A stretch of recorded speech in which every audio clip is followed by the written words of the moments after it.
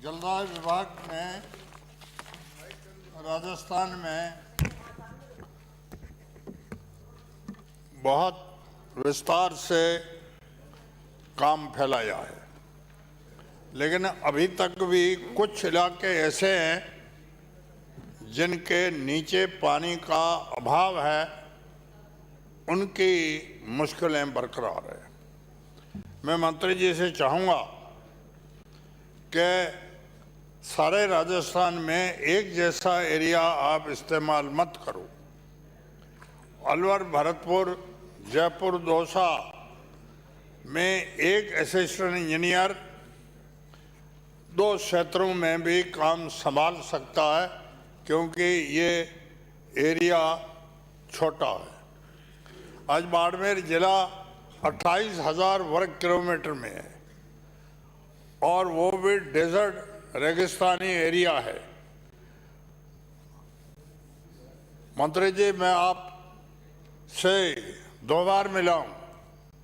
पिछले 2 महीनों से राज्य खंड के एक्सीएन की जगह खाली है, गढ़ा रोड के पीएचडी एएन की जगह खाली है, शिव में एएन की पोस्ट खाली है, रामसर में एएन की पोस्ट खाली है। आप अनुमान करो, इतने बड़े रेगिस्तान विशाल क्षेत्र में असिस्टेंट इंजीनियर मौके पर नहीं है, तो वहाँ जलदाय विभाग की स्कीमों की क्या हालत होगी।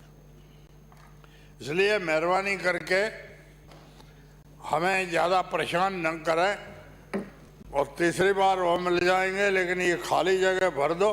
हमारी कोई ये शिकायत नहीं है कि फलां अफसर को हटा दो, फलाने अफसर को बुला दो, कोई भी है लगा दो। दूसरी बात मैं ये कहना चाहता हूँ,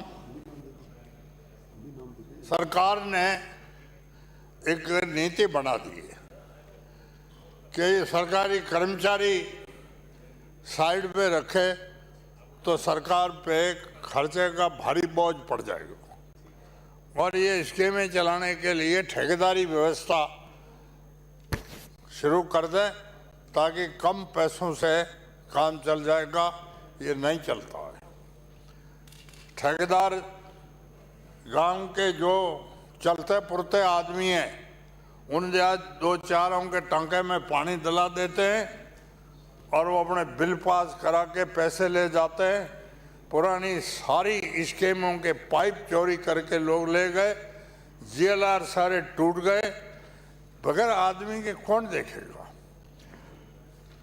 दूसरी बात मैं ये कहना चाहता हूँ कि भाई, कांग्रेस की नीति है कि लेबर को सपोर्ट हम करेंगे, तो ये लेबर को रोकना न तो लेबर के हित की पॉलिसी सही है और न गांव में स्कीमें चलेगी।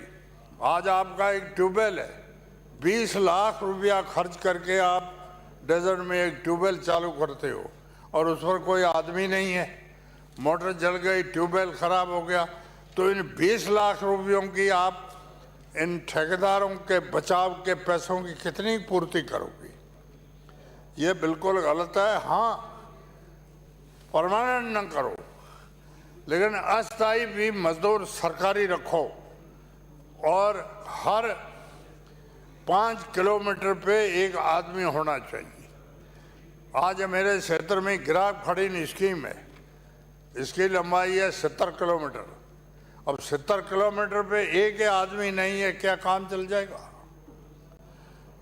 कम से कम सरकार ने पैसे खर्च करने में कोई कंजूसी नहीं रखी है। 100-150 ट्यूबवेल है और उन ट्यूबवेलों पर एक भी आदमी नहीं। गांव के आदमी जाते हैं अनजान, कोई चालू कर देते हैं तो बंद करने वाला कोई नहीं, वहाँ मिट्टी में धनाधन पानी जा रहा है, कोई देखने वाला नहीं। या कोई मोटर किसी की जल जाती है। तो ये हमारा आपसे निवेदन है कि स्कीम हर जगह एक ढंग जैसी ज़मीन नहीं है।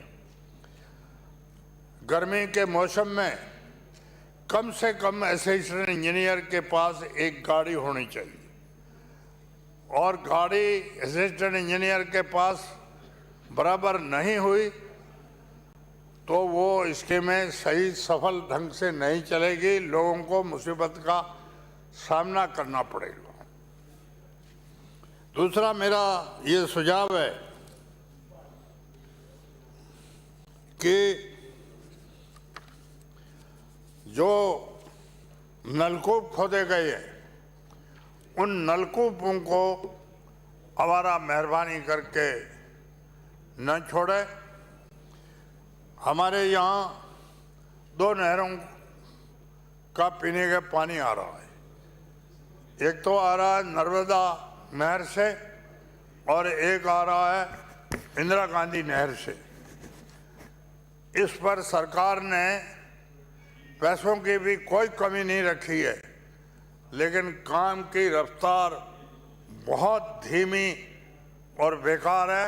जहाँ 8 साल से 8 गांव इन्होंने कमीशन नहीं किए।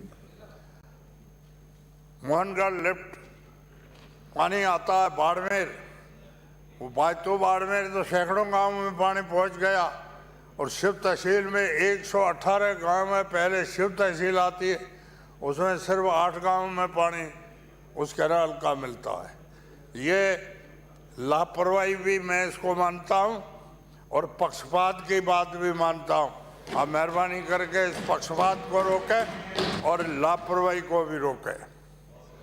दूसरा, इसके साथ मैं ये चाहूँगा कि नर्मदा प्रोजेक्ट जो है उसमें चौटन तहसील का कोई गांव नहीं लिया है, सिर्फ लिया है तहसील गडरा रोड और तहसील रामसर का। चौहटन तहसील में हमारे से लगता हुआ इलाका जो बिजलार आरई सर्कल की 18 पंचायतें हैं, इनमें ज़मीन के नीचे पानी नहीं है। और बाकी जो चौहटन का धौरीमना का एरिया, उसमें ज़मीन में पानी खूब है। और वाटर वर्क्स अगर सुचारू रूप से नहीं चला हुआ है तो भी लोगों के घर घर में खेत में अपना ट्यूबवेल है और पानी की कोई तकलीफ नहीं। लेकिन हमारा जो एरिया है इसमें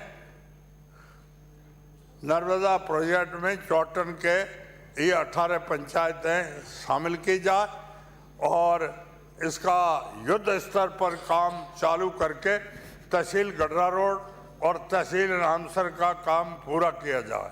नंबर 2, आपके ये कर्मचारी अधिकारियों की आपके खुद के मिलने के बाद में 3 बार कहने के बाद में भी नहीं लगते हैं, तो हमको आखिरी मजबूर होकर मुख्यमंत्री के पास जाना पड़ेगा और आपकी लापरवाही सारी कहनी पड़ेगी।